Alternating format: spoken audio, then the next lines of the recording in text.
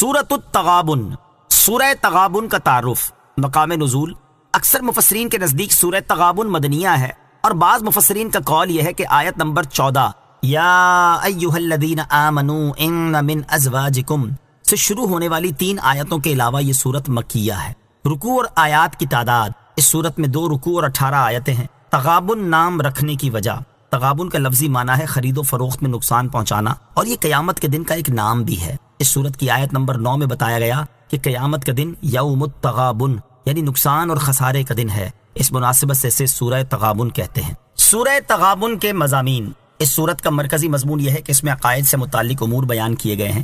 نیز اس سورت میں یہ مضامین بیان کیے گئے ہیں۔ نمبر 1، اس سورت کی ابتدا میں اللہ تعالیٰ کی وہ صفات بیان کی گئیں جو اس کے علم، قدرت اور عظمت پر دلالت کرتی ہیں۔ نمبر 2، اللہ تعالیٰ کے رسولوں علیہم الصلوۃ والسلام کو ان کے بشر ہونے کی وجہ سے جھٹلانے والی سابقہ امتوں کا انجام بیان کر کے کفار کو ڈرایا گیا، اور مرنے کے بعد دوبارہ زندہ ہونے کا انکار کرنے والوں سے قسم کے ساتھ فرمایا گیا کہ انہیں ضرور دوبارہ زندہ کیا جائے گا۔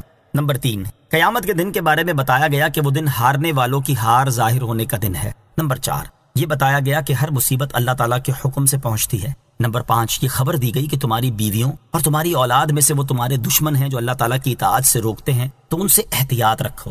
نمبر 6، سورت کے آخر میں تقوی و پرہیزگاری اختیار کرنے، اللہ تعالیٰ کے دین کی سربلندی کے لیے اس کی راہ میں مال خرچ کرنے، بخل اور لالچ سے بچنے کا حکم دیا گیا ہے، اور اللہ تعالیٰ کے دین کی سربلندی کی خاطر اپنا مال خرچ کرنے والے نیک لوگوں کو دگنے اجر کی بشارت دی گئی ہے۔ سورہ منافقون کے ساتھ مناسبت، سورہ تغابن کی اپنے سے ماں قبل سورت منافقون کے ساتھ مناسبت یہ ہے کہ سورہ منافقون میں منافقوں کی صفات بیان کر کے مسلمانوں کو اس سے بچنے کا حکم دیا، اور سورہ تغابن میں کافروں کی صفات بیان کر کے مسلمانوں کو اس سے بچنے کا حکم دیا گیا۔ جو کچھ آسمانوں میں ہے اور جو کچھ زمین میں، سب اللہ کی پاکی بیان کرتے ہیں، اسی کی بادشاہت ہے اور اسی کے لیے سب تعریف ہے، اور وہ ہر چیز پر خوب قادر ہے۔ یسبح للہ ما فی السماوات وما فی الارض، جو کچھ آسمانوں میں ہے اور جو کچھ زمین میں، سب اللہ کی پاکی بیان کرتے ہیں۔ اس آیت میں اللہ تعالیٰ کی 4 شانیں بیان ہوئی ہیں۔ نمبر 1، جو کچھ آسمانوں اور زمین میں موجود ہے سب اللہ تعالیٰ کی پاکی بیان کرتے ہیں۔ نمبر 2، اسی کی بادشاہت ہے اور وہ اپنی بادشاہت میں جیسے چاہے تصرف فرماتا ہے، اس میں اس کا نہ کوئی شریک ہے نہ حصے دار۔ نمبر 3، تمام تعریفیں اسی کے لیے ہیں کیونکہ سب نعمتیں اسی کی ہیں۔ نمبر 4، وہ ہر چیز پر قادر ہے اور کسی معنی اور رکاوٹ کے بغیر جو چاہتا ہے جیسا چاہتا ہے کرتا ہے۔ وہی ہے جس نے تمہیں پیدا کیا تو تم میں سے کوئی کافر ہے اور تم میں سے کوئی مسلمان ہے، اور اللہ تمہارے کام خوب دیکھ رہا ہے۔ هو الذی خلقکم، وہی ہے جس نے تمہیں پیدا کیا۔ اس آیت کی ایک تفسیر یہ ہے کہ اے لوگو، اللہ تعالیٰ وہی ہے جس نے تمہیں پیدا کر کے اور عدم سے وجود میں لا کر تم پر احسان فرمایا، اور اس کا حق یہ تھا کہ تم سب اللہ تعالیٰ پر ایمان لا کر اور اس کی اطاعت و فرما برداری کر کے اس کے شکر گزار ہوتے، لیکن تمہیں کیا ہو گیا کہ تم مختلف گروہوں میں تقسیم ہو گئے، اور تم میں سے کوئی کافر ہے کوئی مسلمان۔ یاد رکھو کہ اللہ تعالیٰ کافر کے کفر اور مومن کے ایمان کو جانتا ہے، اور وہ ہر ایک کو قیامت کے دن اس کے عمل کے مطابق جزا دے گا۔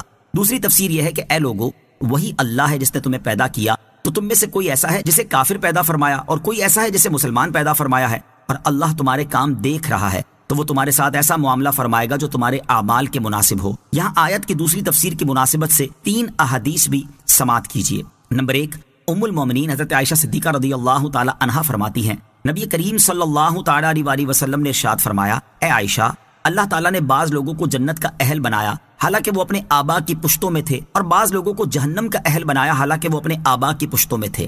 نمبر 2، حضرت انس رضی اللہ تعالیٰ عنہ سے روایت ہے، حضور اقدس علیہ الصلوۃ والسلام نے ارشاد فرمایا، اللہ تعالیٰ عورت کے رحم پر ایک فرشتہ مقرر فرما دیتا ہے تو وہ عرض کرتا ہے، اے میرے رب، یہ تو نطفہ ہے، یہ تو خون کا لوتھڑا ہے، یہ تو گوشت کا ٹکڑا ہے۔ اور جب اللہ تعالیٰ اسے پیدا کرنے کا ارادہ فرماتا ہے تو فرشتہ عرض کرتا ہے، یہ مذکر ہے یا مؤنث، یہ بدبخت ہے یا سعادت مند، اس کا رزق کتنا ہے، اس کی عمر کتنی ہے؟ تو جس طرح بتایا جاتا ہے اسی کے مطابق اس کی والدہ کے پیٹ میں لکھ دیا جاتا ہے۔ نمبر 3، حضرت عبداللہ ابن مسعود رضی اللہ تعالیٰ عنہ سے روایت ہے، صادق اور مصدوق رسول اللہ صلی اللہ تعالیٰ علیہ وسلم نے ارشاد فرمایا، تم میں سے ہر ایک کا نطفہ اس کی والدہ کے پیٹ میں 40 دن تک رہتا ہے، پھر اتنے ہی دن وہ جمع ہوا خون رہتا ہے، پھر اتنے ہی دنوں تک وہ گوشت کی بوٹی کی صورت میں رہتا ہے، پھر اس کی طرف ایک فرشتہ بھیجا جاتا ہے تو اسے 4 باتوں کی اجازت دی جاتی ہے، چنانچہ وہ اس کا رزق، موت، عمل اور بدبخت یا نیک بخت ہونا لکھ دیتا ہے، پھر اس کے اندر روح پھونکی جاتی ہے، بس تم میں سے کوئی اہل جنت جیسے عمل کرتا رہتا ہے، یہاں تک کہ اس کے اور اہل جنت کے درمیان صرف گز بھر کا فاصلہ رہ جاتا ہے، تو اس پر لکھا ہوا غالب آتا ہے اور وہ اہل جہنم جیسے کام کرنے لگتا ہے، حتیٰ کہ جہنم میں داخل ہو جاتا ہے، اور تم میں سے کوئی اہل جہنم جیسے عمل کرتا رہتا ہے یہاں تک کہ اس کے اور جہنم کے درمیان صرف گز بھر کا فاصلہ رہ جاتا ہے تو اس پر لکھا ہوا غالب آ جاتا ہے اور وہ اہل جنت جیسے عمل کر کے جنت میں داخل ہو جاتا ہے۔ تفسیر اور احادیث کو سامنے رکھتے ہوئے یہ بات خاص طور پر یاد رہے کہ اللہ تعالیٰ نے انسان کو بے بس اور مجبور نہیں بنایا، بلکہ اسے عمر کے آخری حصے تک یہ اختیار دیا ہے کہ وہ کفر اور ایمان میں سے یوں ہی اچھے اور برے اعمال میں جسے چاہے اختیار کرے۔ لہٰذا اس کا کافر یا مسلمان ہونا، یوں ہی نیک یا گناہ گار ہونا اس کے اپنے اختیار سے ہے، اور جو کچھ انسان نے اپنے اختیار سے کرنا تھا اس کا اللہ تعالیٰ کو ازل سے ہی علم تھا، اور اسی کے موافق لوح محفوظ میں اور ماں کے پیٹ میں فرشتے نے لکھا ہے۔ اس نے آسمان اور زمین حق کے ساتھ بنائے اور تمہاری صورتیں بنائی تو تمہاری اچھی صورتیں بنائی اور اسی کی طرف پھرنا ہے۔ خلق السماوات والارض بالحق، اس نے آسمان اور زمین حق کے ساتھ بنائے۔ ارشاد فرمایا کہ اللہ تعالیٰ نے آسمان اور زمین حق کے ساتھ بنائے جن میں ہزاروں دینی اور دنیاوی مصلحتیں ہیں، اور اس نے تمہاری صورت بنائی اور دیگر مخلوق کے مقابلے میں تمہاری اچھی صورتیں بنائیں۔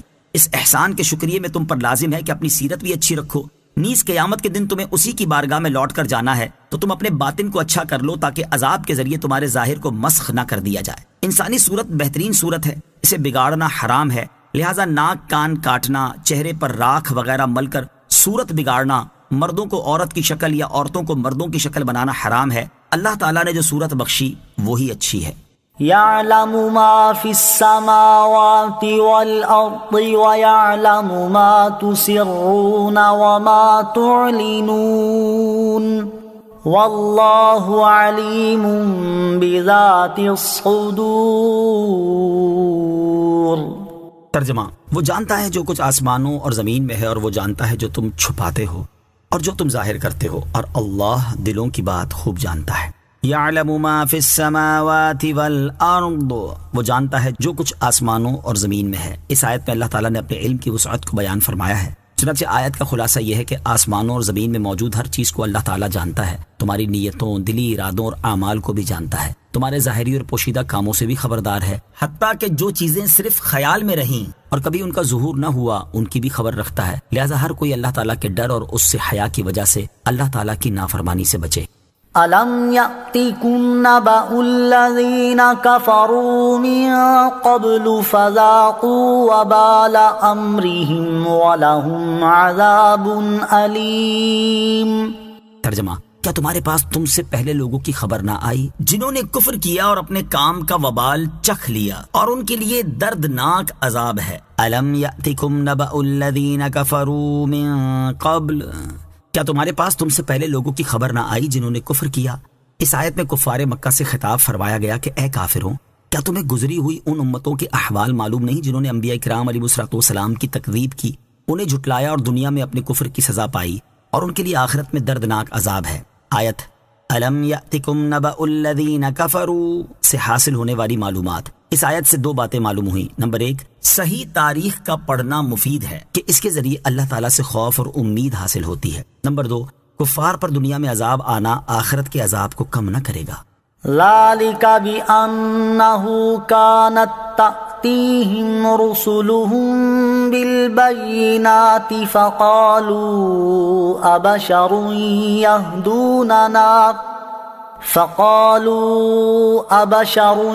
يَهْدُونَنَا فَكَفَرُوا وَتَوَلَّوْا وَاسْتَغْنَى اللَّهُ وَاللَّهُ غَنِيٌّ حَمِيدٌ۔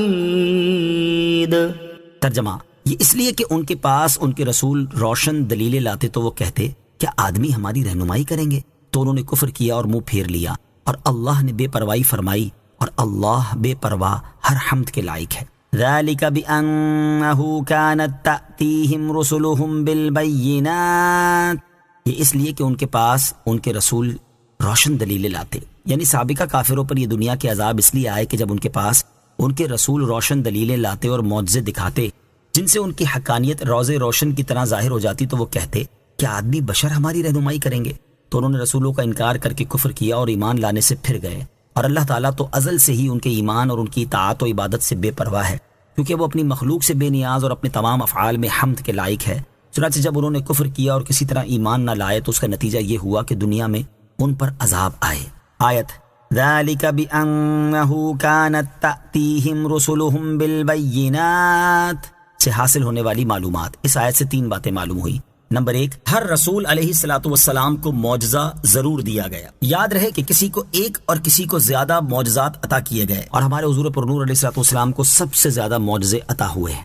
نمبر 2، کافروں نے بشر کے رسول ہونے کا انکار کیا۔ یہ ان کی بے عقلی اور نافہمی کی انتہا ہے کہ انہوں نے بشر کا رسول ہونا تو نہ مانا جبکہ پتھروں کو خدا تسلیم کر لیا۔ نمبر 3، برابری کا دعویٰ کرنے کے لیے نبی کو بشر کہنا کفر ہے۔ یاد رہے کہ عام محاورے میں یعنی بے ادبی کے انداز میں انبیاء کرام علیہ الصلوۃ والسلام کو بشر کہہ کر پکارنا حرام ہے، اور یہ کافروں کا طریقہ ہے۔ زعم الذين كفروا أن لن يبعثوا قل بلى وربي لتبعثن ثم لتنبؤن بما عملتم وذلك على الله يسير۔ ترجمہ، کافروں نے گمان کر لیا کہ انہیں ہرگز دوبارہ زندہ نہیں کیا جائے گا۔ تم فرماؤ کیوں نہیں؟ میرے رب کی قسم تم ضرور دوبارہ زندہ کیے جاؤ گے، پھر ضرور تمہارے اعمال تمہیں بتا دیے جائیں گے، اور یہ اللہ پر بہت آسان ہے۔ زعم الذین کفروا ان لن یبعثوا، کافروں نے گمان کر لیا کہ انہیں ہرگز دوبارہ زندہ نہیں کیا جائے گا۔ اس آیت میں اللہ تعالیٰ نے یہ بتایا ہے کہ کافر مرنے کے بعد دوبارہ زندہ کیے جانے کا انکار کرتے ہیں۔ چنانچہ اس آیت کا خلاصہ یہ ہے کہ کفار مکہ نے یہ گمان کر لیا ہے کہ وہ مرنے کے بعد ہرگز نہ اٹھائے جائیں گے اور کبھی اپنی قبروں سے نہ نکلیں گے۔ اے حبیب علیہ الصلوۃ والسلام، آپ ان کے گمان کا رد کرتے ہوئے ان سے فرما دیں، کیوں نہیں؟ میرے رب کی قسم تم قیامت کے دن ضرور اٹھائے جاؤ گے، پھر تمہارے اعمال تمہیں بتا دیے جائیں گے تاکہ تم سے حساب لیا جائے اور تمہیں تمہارے اعمال کی سزا دی جائے۔ اور یاد رکھو قیامت کے دن دوبارہ زندہ کرنا، اعمال کا حساب لینا اور ان کی جزا دینا اللہ تعالیٰ پر آسان ہے، کیونکہ اس کی قدرت کامل ہے۔ فآمنوا بالله ورسوله والنور الذي أنزلنا والله بما تعملون خبير۔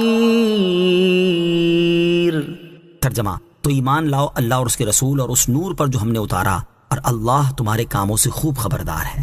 فآمنوا بالله ورسوله والنور الذي أنزلنا، تو ایمان لاؤ اللہ اور اس کے رسول اور اس نور پر جو ہم نے اتارا۔ اس سے پہلی آیت میں مرنے کے بعد دوبارہ زندہ کیے جانے کی جو خبر دی گئی، اس کا اعتراف کرنا چونکہ ایمان لانے پر ابھارتا ہے، اس لیے یہاں آیت میں ایمان لانے کا فرمایا گیا۔ بعض مفسرین فرماتے ہیں کہ جھٹلانے والی امتوں کا حال اور ان پر نازل ہونے والے عذاب کا حال بیان کرنے کے بعد یہاں فرمایا جا رہا ہے کہ اے کافروں، جب تم نے ان کا حال اور انجام جان لیا تو اللہ تعالیٰ، اس کے رسول محمد مصطفیٰ صلی اللہ تعالی علیہ وسلم اور اس نور پر ایمان لاؤ جو ہم نے اتارا ہے، تاکہ تم پر وہ عذاب نازل نہ ہو جو سابقہ کافروں پر نازل ہوا ہے۔ اور یاد رکھو کہ اللہ تعالیٰ تمہارے کاموں سے خبردار ہے اور وہ تمہیں تمہارے اعمال کی جزا دے گا۔ اس آیت میں نور سے مراد قرآن شریف ہے، کیونکہ اس کی بدولت گمراہی کی تاریکیاں دور ہوتی ہیں اور ہدایت و دلالت دونوں واضح ہوتی ہیں۔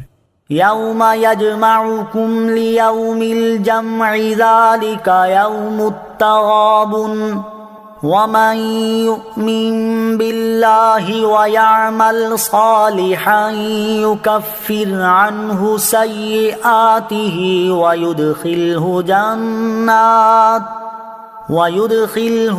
جنات تجري من تحتها الأنهار خالدين فيها أبدا ذلك الفوز العظیم۔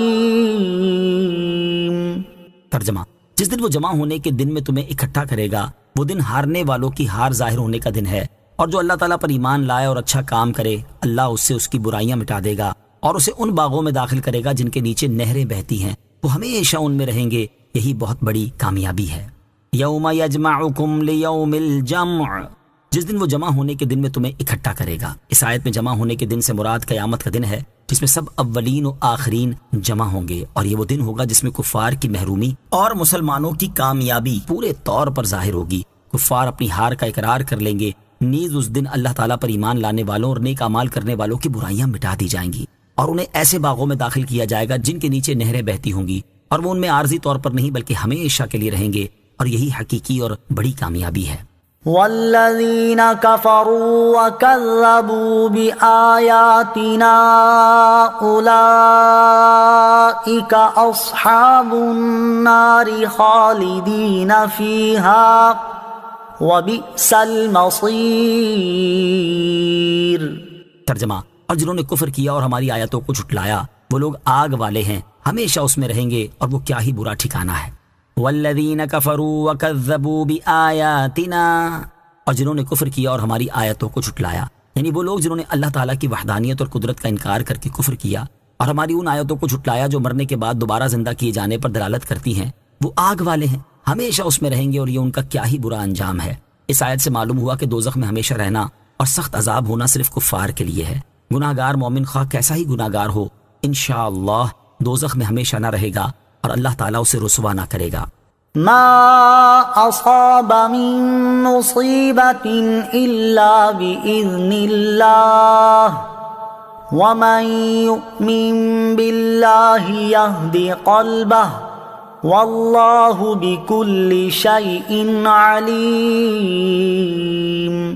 ترجمہ، ہر مصیبت اللہ کے حکم سے ہی پہنچتی ہے، اور جو اللہ پر ایمان لائے اللہ اس کے دل کو ہدایت دے دے گا، اور اللہ ہر چیز کو خوب جانتا ہے۔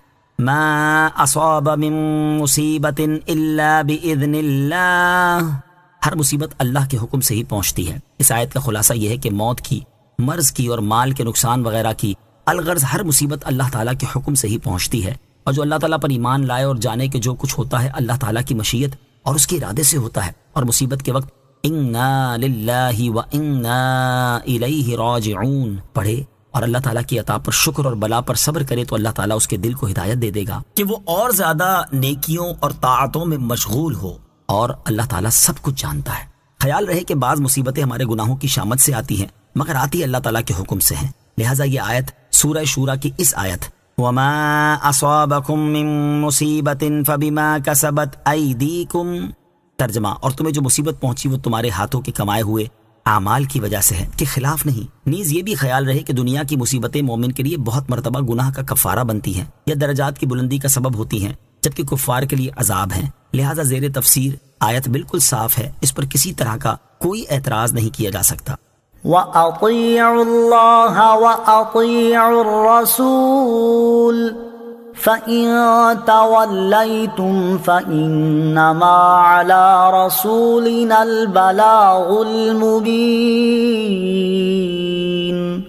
اللَّهُ لَا إِلَٰهَ إِلَّا هُوَ وَعَلَى اللَّهِ فَلْيَتَوَكَّلِ الْمُؤْمِنُونَ۔ ترجمہ، اور اللہ کا حکم مانو، رسول کا حکم مانو، پھر اگر تم منہ پھیرو تو جان لو کہ ہمارے رسول پر صرف صاف صاف پہنچا دینے کی ذمہ داری ہے۔ اللہ وہ ہے جس کے سوا کوئی معبود نہیں، اور ایمان والوں کو تو اللہ ہی پر بھروسہ کرنا چاہیے۔ وَأَطِيعُوا اللَّهَ وَأَطِيعُوا الرَّسُولَ، اور اللہ کا حکم مانو اور رسول کا حکم مانو، یعنی اللہ تعالیٰ نے جو حکم دیا اسے مانو، اور رسول کریم علیہ الصلوۃ والسلام نے جو حکم دیا اسے بھی مانو۔ پھر اگر تم اللہ تعالیٰ اور اس کے رسول علیہ الصلوۃ والسلام کی فرما برداری سے منہ پھیرو تو جان لو کہ ہمارے رسول پر صرف صریح پہنچا دینے کی ذمہ داری ہے، چنانچہ انہوں نے اپنا فرض ادا کر دیا اور کامل طور پر دین کی تبلیغ فرما دی۔ اس آیت سے معلوم ہوا کہ حضور اقدس علیہ الصلوۃ والسلام کی اطاعت اللہ تعالیٰ کی اطاعت کی طرح ضروری ہے، کیونکہ دونوں اطاعتوں کو ایک ہی طریقے سے بیان فرمایا گیا ہے۔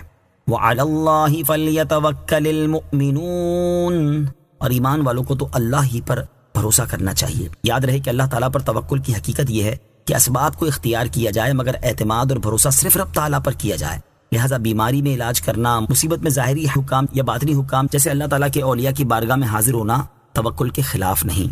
یا ایہا الذین آمنوا ان من ازواجکم واولادکم عدوا لکم فاحذروہم وَإِن تَعْفُوا وَتَصْفَحُوا وَتَغْفِرُوا فَإِنَّ اللَّهَ غَفُورٌ رَّحِيمٌ۔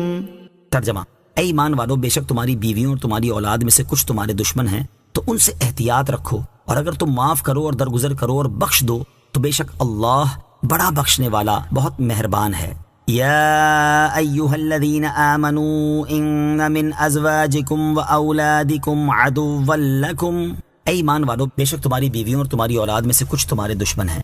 شان نزول، چند مسلمانوں نے مکہ مکرمہ سے ہجرت کا ارادہ کیا تو ان کی بیوی اور بچوں نے انہیں روکا اور کہا ہم آپ کی جدائی پر صبر نہ کر سکیں گے، آپ چلے جاؤ گے تو ہم آپ کے پیچھے ہلاک ہو جائیں گے۔ یہ بات ان پر اثر کر گئی اور وہ ٹھہر گئے۔ کچھ عرصے کے بعد انہوں نے ہجرت کی تو رسول کریم علیہ الصلوۃ والسلام کے صحابہ کرام کو دیکھا کہ وہ دین میں بڑے ماہر اور فقیہ ہو گئے ہیں۔ یہ دیکھ کر انہوں نے اپنے بیوی بچوں کو سزا دینے کا ارادہ کیا اور یہ قصد کیا کہ ان کا خرچ بند کر دیں گے، کیونکہ وہی لوگ انہیں ہجرت سے مانے ہوئے تھے جس کا یہ نتیجہ ہوا کہ حضور پرنور علیہ الصلوۃ والسلام کے ساتھ ہجرت کرنے والے اصحاب علم و فقہ میں ان سے منزلوں آگے نکل گئے۔ اس پر یہ آیت کریمہ نازل ہوئی جس میں آئندہ ایسے بیوی بچوں کی بات ماننے سے منع کیا گیا، ان سے ترک تعلق کرنے سے بھی روکا گیا، اور انہیں اپنے بیوی بچوں سے درگزر کرنے اور معاف کر دینے کی ترغیب بھی دی گئی۔ چنانچہ اس آیت کا خلاصہ یہ ہے کہ اے ایمان والو، تمہاری بیویوں اور تمہاری اولاد میں سے کچھ تمہارے دشمن ہیں کہ تمہیں نیک اعمال کرنے سے روکتے ہیں، تو ان سے احتیاط رکھو اور ان کے کہنے میں آ کر نیکی سے باز نہ رہو، اور اگر تم ان کی ایسی حرکت پر مطلع ہونے کے بعد انہیں معاف کر دو اور انہیں ڈانٹنے سے درگزر کرو اور ان کی خطا بخش دو تو بے شک اللہ تعالیٰ بخشنے والا مہربان ہے، وہ تمہارے گناہ بخش دے گا اور تمہاری خطاؤں کو مٹا دے گا۔ آیت ان من ازواجکم و اولادکم عدوا لکم سے حاصل ہونے والی معلومات۔ اس آیت سے 4 باتیں معلوم ہوئی۔ نمبر 1، جو بیوی بچے اللہ تعالیٰ کی اطاعت، نماز، حج اور ہجرت سے روکیں وہ ایک اعتبار سے ہمارے دشمن ہیں کہ ہماری آخرت کو نقصان پہنچاتے ہیں، اور دشمن وہی ہوتا ہے جو نقصان پہنچائے، لہٰذا ان کی بات نہیں ماننی چاہیے۔ یہ آیت ان لوگوں کے بارے میں اتری جن کو ان کے بال بچوں نے ہجرت کرنے سے روکا تھا، حالانکہ ہجرت ان پر فرض تھی۔ نمبر 2، ہمارا وہ رشتہ دار جو اللہ تعالیٰ اور رسول اکرم علیہ الصلوۃ والسلام سے روکے وہ دشمن ہے، اور وہ اجنبی اور غیر جو ہمیں اللہ تعالیٰ اور رسول کریم علیہ الصلوۃ والسلام تک پہنچائے وہ ہمارا عزیز ہے۔ نمبر 3، اللہ تعالیٰ اور رسول کریم علیہ الصلوۃ والسلام کے مقابلے میں کسی کی اطاعت نہیں۔ نمبر 4، بیوی بچوں کے قصور معاف کر دینا اللہ تعالیٰ کو محبوب ہے، جو مخلوق پر رحم کرے گا خالق اس پر رحم فرمائے گا۔ انما اموالکم و اولادکم فتنہ واللہ عندہ اجر عظیم۔ ترجمہ، تمہارے مال اور تمہاری اولاد ایک آزمائش ہی ہیں اور اللہ کے پاس بہت بڑا ثواب ہے۔ انما اموالکم و اولادکم فتنہ، تمہارے مال اور تمہاری اولاد ایک آزمائش ہی ہیں۔ ارشاد فرمایا کہ اے ایمان والوں، تمہارے مال اور تمہاری اولاد آزمائش ہی ہیں کہ کبھی آدمی ان کی وجہ سے گناہ اور معصیت میں مبتلا ہو جاتا ہے اور ان میں مشغول ہو کر امور آخرت کو سر انجام دینے سے غافل ہو جاتا ہے، حالانکہ آخرت میں اللہ تعالیٰ کے پاس بڑا ثواب ہے جو کہ تمہارے اموال اور اولاد سے حاصل ہونے والی منفعت سے کہیں زیادہ عظیم ہے۔ تو تم لحاظ رکھو تاکہ ایسا نہ ہو کہ اموال اور اولاد میں مشغول ہو کر ثواب عظیم کھو بیٹھو۔ فاتقوا اللہ ما استطعتم واسمعوا واطیعوا وانفقوا خیرا لانفسکم ومن یوق شح نفسه فاولئک هم المفلحون۔ ترجمہ، تو اللہ سے ڈرو جہاں تک تم سے ہو سکے، اور سنو اور حکم مانو اور راہ خدا میں خرچ کرو، یہ تمہاری جانوں کے لیے بہتر ہوگا، اور جسے اس کے نفس کے لالچی پن سے بچا لیا گیا تو وہی لوگ فلاح پانے والے ہیں۔ فاتقوا اللہ ما استطعتم، تو اللہ سے ڈرو جہاں تک تم سے ہو سکے، یعنی جب تم نے اس نصیحت کو سن لیا اور ثواب کے بارے میں جان لیا تو تم اپنی طاقت اور وسعت کے مطابق اللہ تعالیٰ سے ڈرتے رہو۔ اللہ تعالیٰ اور اس کے رسول صلی اللہ تعالیٰ علیہ وآلہ وسلم تمہیں جو بات ارشاد فرمائے اسے سنو اور ان کا حکم مانو، اور اپنے فائدے کے لیے اللہ تعالیٰ کی راہ میں مال خرچ کرو، اور جو اپنے نفس کے لالچی پن سے بچا لیا گیا اور اس نے اپنے مال کو اطمینان کے ساتھ حکم شریعت کے مطابق خرچ کیا تو وہی لوگ فلاح پانے والے ہیں۔ اس آیت سے معلوم ہوا کہ ہر شخص پر اپنی طاقت کے مطابق تقوی اور پرہیزگاری لازم ہے، اور یہ اپنی طاقت کے مطابق تقوی ہی اس آیت میں مراد ہے جس میں ارشاد فرمایا گیا کہ اتقوا اللہ حق تقاتہ۔ ترجمہ، اللہ سے ڈرو جیسا اس سے ڈرنے کا حق ہے۔ ان تقرضوا اللہ قرضا حسنا یضاعفہ لکم ویغفر لکم واللہ شکور حلیم۔ عالم الغیب والشہادۃ العزیز الحکیم۔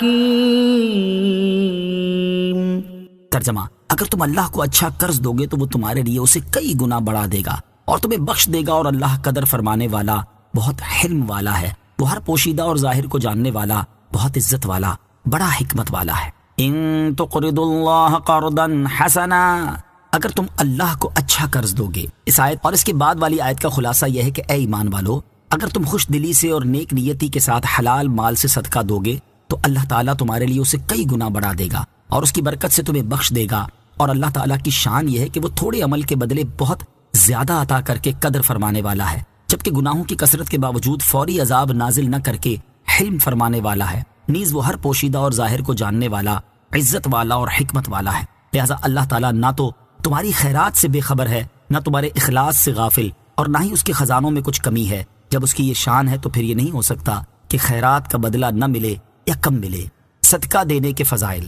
آیت نمبر 17 میں اللہ تعالیٰ نے صدقہ دینے کو لطف و کرم کے طور پر قرض سے تعبیر فرمایا۔ اس میں صدقہ دینے کی ترغیب ہے کہ صدقہ دینے والا نقصان میں نہیں ہے، بلکہ بشرط قبول وہ یقینی طور پر اس کی جزا پائے گا۔ اسی مناسبت سے یہاں صدقے کے فضائل پر مشتمل 3 احادیث سماعت کیجیے تاکہ خوش دلی سے صدقہ دینے کی مزید ترغیب ملے اور صدقہ دینے میں آسانی ہو۔ نمبر 1، حضرت جابر بن عبداللہ رضی اللہ تعالیٰ عنہ فرماتے ہیں کہ نبی اکرم صلی اللہ تعالیٰ علیہ وآلہ وسلم نے ہمیں خطبہ دیتے ہوئے ارشاد فرمایا، اے لوگو، مرنے سے پہلے اللہ عز و جل کی بارگاہ میں توبہ کر لو اور مشغولیت سے پہلے نیک اعمال کرنے میں جلدی کر لو، اور اللہ تعالیٰ کا کثرت سے ذکر کرنے اور پوشیدہ اور ظاہر طور پر کثرت سے صدقہ دینے کے ذریعے اس سے اپنا رابطہ جوڑ لو تو تمہیں رزق دیا جائے گا اور تمہاری مدد کی جائے گی اور تمہاری مصیبتیں دور کی جائیں گی۔ نمبر 2، حضرت رافع بن خدیج رضی اللہ تعالی عنہ سے روایت ہے، رسول کریم صلی اللہ تعالی علیہ وآلہ وسلم نے ارشاد فرمایا، صدقہ برائی کے 70 دروازوں کو بند کر دیتا ہے۔ نمبر 3، حضرت ابوبکر صدیق رضی اللہ تعالی عنہ فرماتے ہیں، میں نے حضور اقدس صلی اللہ تعالی علیہ وسلم کو منبر کی سیڑھیوں پر ارشاد فرماتے ہوئے سنا،